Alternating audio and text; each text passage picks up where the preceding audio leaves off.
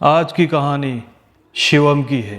दिल्ली में रहने वाला शिवम 9th क्लास के अंदर पढ़ता है। पढ़ाई में काफ़ी होशियार और अपने गोल को अचीव करने का डेडिकेशन। बात है 2019 की, जब शिवम ने 9th क्लास को पास करके 10th क्लास में एडमिशन लिया।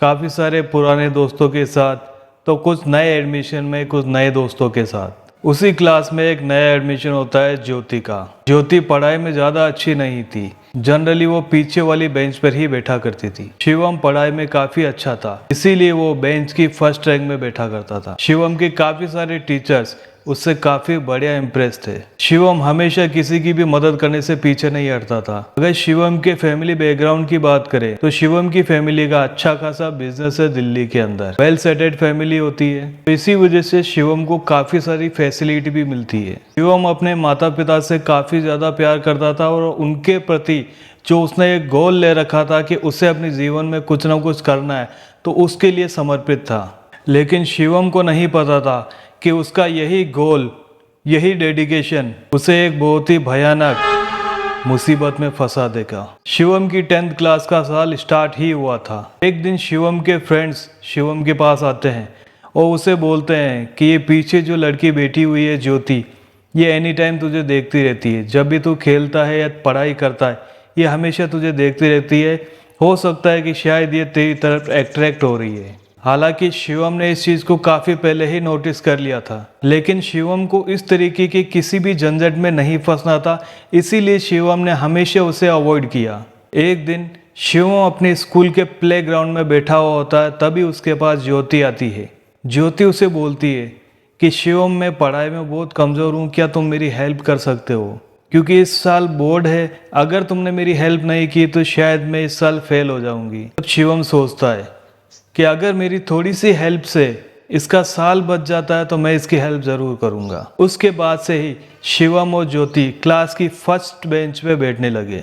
दोनों में काफ़ी अच्छी बॉन्डिंग और काफ़ी अच्छी अंडरस्टैंडिंग बन गई थी। शिवम काफ़ी अच्छी तरीके से ज्योति की पढ़ाई पे ध्यान देता था।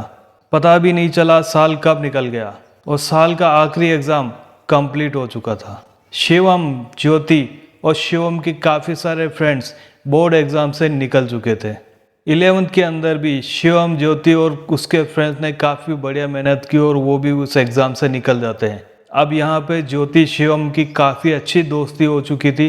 11th पास करने के बाद में जैसे वो 12th के अंदर आते हैं, तो यहीं पर एक ऐसा इंसिडेंट होने वाला है जो शिवम की जिंदगी को बदल के रख देगा। सितंबर 2019, सुबह सुबह का टाइम था। शिवम अपने स्कूल की प्लेग्राउंड में बैठा हुआ था, तभी उसके पास ज्योति आती है और उसके पास आके बैठ जाती है। दोनों के बीच में जनरल बात ही हो रही थी।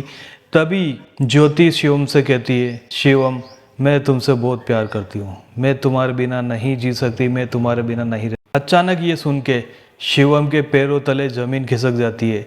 उसने कभी नहीं सोचा था जिस लड़की को वो अपना एक अच्छा दोस्त मानता है, वो लड़की उसके बारे में ऐसा सोचेगी। शिवम ज्योति को काफी समझाता है, लेकिन ज्योति जो है मानने को तैयार ही नहीं होती। तब शिवम उससे सारे फ्रेंडशिप तोड़ के वहां से निकल जाता है। अब ज्योति जब भी उसके सामने आती, शिवम हमेशा उसे अवॉइड कर देता। इस वजह से ज्योति की पढ़ाई पे काफी ज्यादा इफेक्ट हुआ।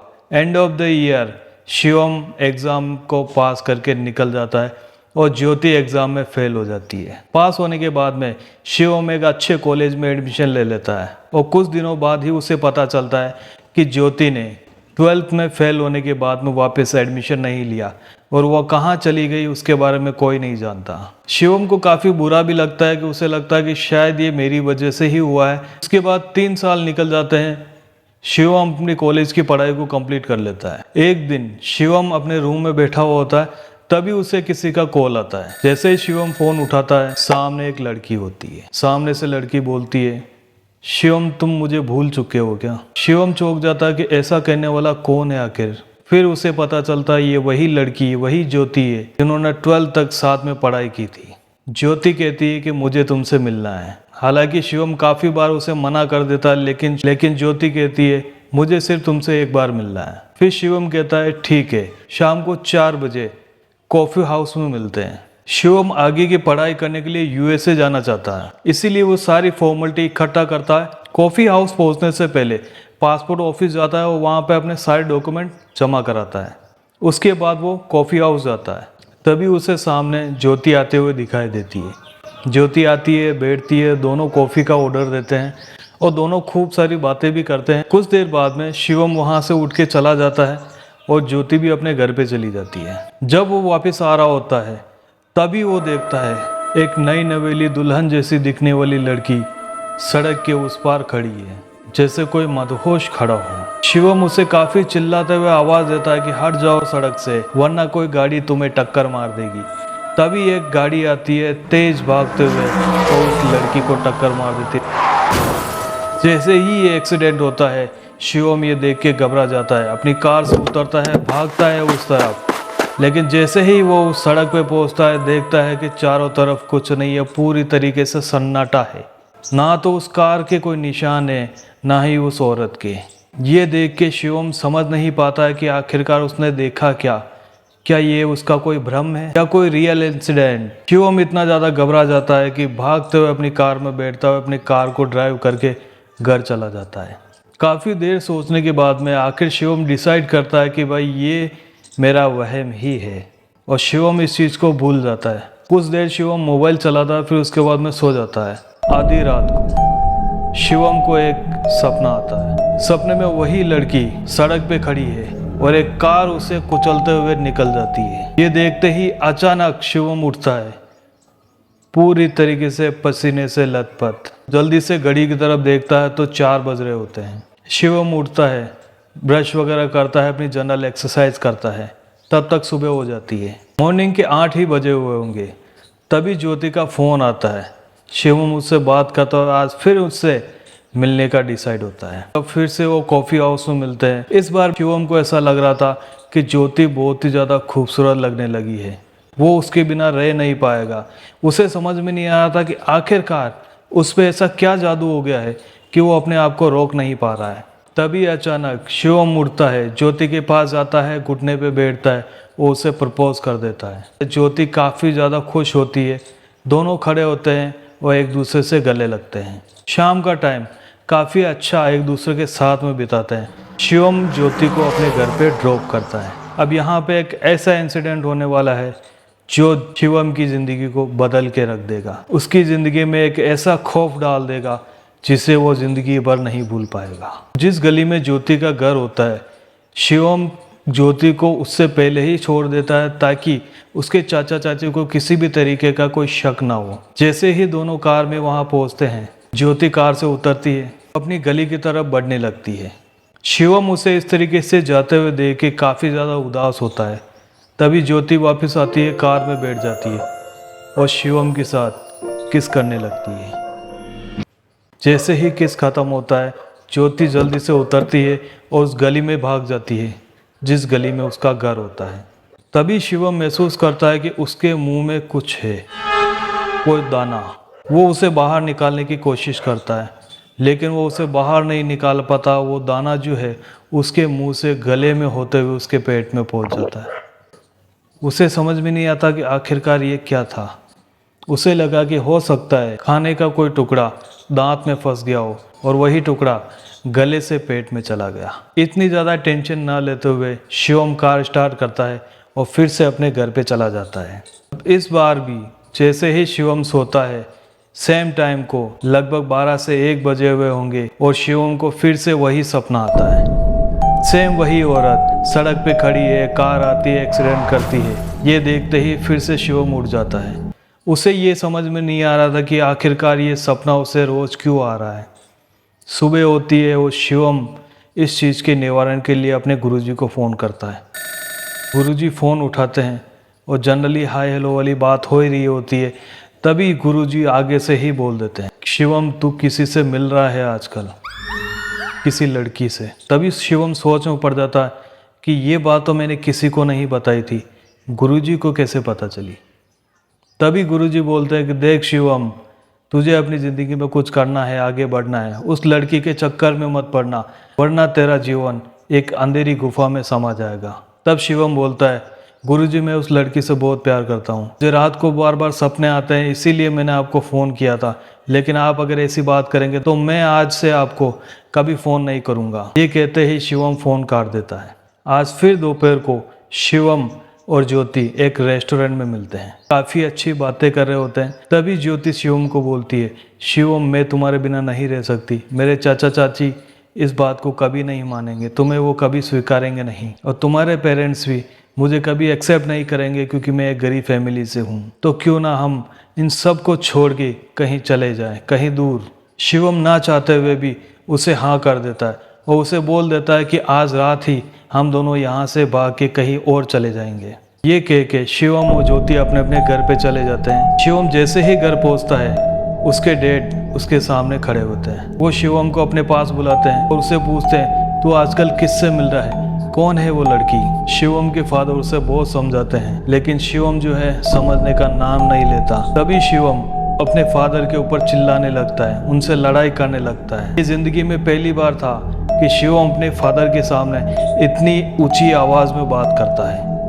ये देख के उसके फादर भी चौंक जाते हैं, उन्हें भी समझ में नहीं आ रहा होता कि ये सब क्या हो रहा है। तभी शिवम के फादर उससे उसकी गाड़ी की चाबी ले लेते हैं। ये देख के शिवम गुस्से में अपने रूम में चला जाता है।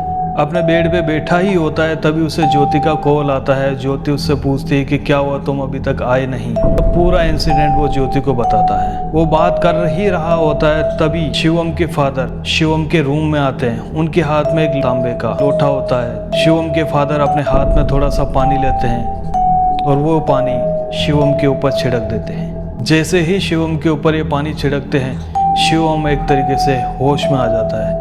जैसे वो होश में आता है, उसे सारी बातें याद आने लगती है कि किस तरीके से उसने अपने फादर से इस तरीके से बात की, सिर्फ एक लड़की के लिए। वो लड़की कॉल पर ही होती है। तभी शिवम उसे बोलता है कि मैं तुम्हें थोड़ी देर बाद कॉल करता हूँ। ये कहने के बाद फ़ोन काट देता है। वो उठता है, अपने फादर की तरफ देखता है। वो बहुत ही ज़्यादा गिल्टी महसूस करता है। अपने फादर के पैरों को पकड़ के उनसे माफ़ी मांगता है। तब शिवम के फादर उसे उठाते हैं कि बेटा तू टेंशन मत ले, मैं तेरे साथ हूँ। गुरुजी का मुझे फ़ोन आ गया था और उन्होंने मुझे बता दिया था कि तुझे किसी लड़की ने अपने वश में कर रखा है। ये सब सुन के शिवम चौंक जाता है और अपने फादर से कार की चाबी मांगता है। शिवम के फादर एक बार घबरा जाते हैं कि मुझसे कार की चाबी दूँ या ना दूँ, लेकिन फिर शिवम कहता है कि आप टेंशन मत लीजिए, मैं गुरुजी के पास ही जा रहा हूँ। शिवम कार लेके गुरुजी के पास चला जाता है। गुरुजी अपना आसन लगाए बैठे हुए होते हैं। गुरुजी के पास जाता है, उनके चरणों में गिर जाता है। तब गुरुजी उसे उठाते हैं और उसे दिलासा देते हैं। गुरुजी कहते हैं कि बेटा तेरे साथ में क्या हो रहा है, मुझे हर चीज़ के बारे में पता है। गुरुजी ने हर एक बात बताई कि वो लड़की स्कूल में कैसे मिली, वो दोनों कैसे अलग हुए, किस तरीके से उससे फ़ोन आया, किस तरीके से उन्होंने बातें की।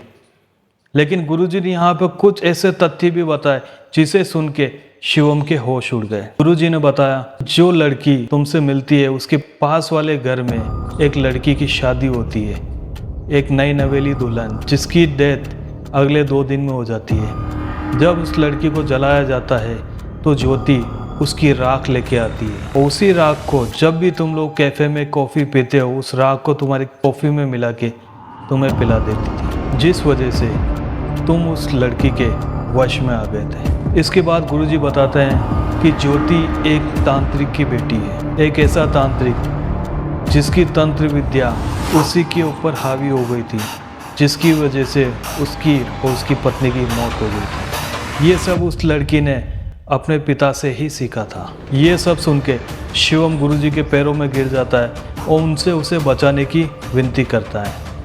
तब गुरुजी कहते हैं, तू चिंता मत कर, मैं तेरे साथ हूँ, तू अभी घर जा और रात को ठीक 11 बजे मेरे पास आ जाना। शिवम गुरुजी को प्रणाम करता है, अपने घर चला जाता है। रात को ठीक 11 बजे शिवम फिर से गुरुजी के पास आता है। उस वक्त गुरुजी ने सारी व्यवस्था कर दी थी। शिवम देखता है एक हवन सजा हुआ है, हवन के चारों तरफ सिंदूर से एक गोला बना हुआ है। गुरुजी शिवम को देखते हैं और उसे कहते हैं, आओ और इस गोले में बैठ जाओ। शिवम आता है, गोले में बैठ जाता है। गुरुजी अपनी विद्या कर ही रहे होते हैं और गुरुजी के हाथ में जो लोटा था, उस लोटे से, उस कलश से थोड़ा सा जल शिवम को देते हैं। शिवम उस जल को लेके पी लेता है। जैसे ही शिवम इस जल को पीता है, उसे ऐसा लगता है कि उसके शरीर में बहुत सारा खिंचाव हो रहा है। कोई ऐसी चीज़ है जो उसके पूरी बॉडी में फैली हुई है और वो उस बॉडी को एक तरीके से पेट में इकट्ठा कर रहा है। तभी अचानक शिवम उल्टी कर देता है। और शिवम देखता है कि उसके पेट से जो उल्टी निकली थी उसमें बहुत सारी राख थी। गुरुजी फिर से उसे पानी देते हैं, वो फिर से उल्टी करता है। एक बार फिर से पानी पिलाते हैं, फिर से उल्टी करता है। शिवम बताता है कि उसने तकरीबन 3 से 4 बार इस तरीके से उल्टी की थी और आखिर में उसके मुंह में कोई चीज़ फंस जाती है। जैसे ही वो चीज़ अपने हाथ में लेता है, वो देखता है उसके हाथ में एक छोटा सा दांत होता है। ये देख के वो घबरा जाता है, उसे कुछ समझ में नहीं आ रहा था कि ये सब क्या हो रहा है। तब गुरुजी बोलते हैं कि बेटा यही वो चीज़ है जिसने तुझे वश में कर रखा था। गुरुजी उसे उठाते हैं, पास के ही एक कुंड में उसे नहलाते हैं और एक अभिमंत्रित धागा उसे देते हैं। गुरुजी उसे कहते हैं कि बेटा अभी तो मैंने तुझे बचा लिया, लेकिन अगर तूने फिर से उस लड़की के साथ किसी भी तरीके की कोई दोस्ती रखी तो शायद मैं तुझे अब नहीं बचा पाऊंगा। शिवम गुरुजी को प्रणाम करके घर चला जाता है। जैसे ही अपने फ़ोन को ऑन करता है, वो देखता है कि फ़ोन मैसेज इतने सारे मैसेज आ गए थे ज्योति के। तभी अचानक ज्योति का कॉल आता है और यहाँ पे शिवम फिर से वही गलती करता है जो उसने पहले की थी। शिवम फ़ोन अटेंड करता है और ज्योति से बात करता है। ज्योति उसे काफ़ी समझाने की कोशिश करती है कि क्या हुआ, तुम आए नहीं, मैं तुमसे बहुत प्यार करती हूँ, मैं तुम्हारे बिना जी नहीं पाऊँगी। लेकिन किसी तरीके से शिवम उसे शांत करता है।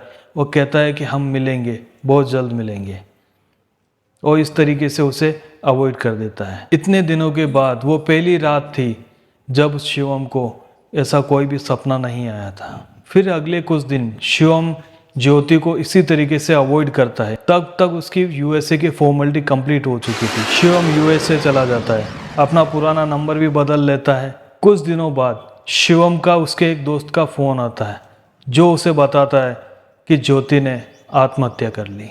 शिवम घबरा जाता है, लेकिन उसे पता था कि इसमें उसका कोई हाथ नहीं है। ये जो भी किया था ज्योति ने खुद किया था। फिर शिवम इन सारी बातों को भूल के अपने जीवन में आगे बढ़ने लगता है। तो दोस्तों, ये स्टोरी आपको कैसी लगी कमेंट करके ज़रूर बताना। और अगर आपने अब तक हमारे चैनल को सब्सक्राइब नहीं किया है तो please like share and subscribe ज़रूर करें।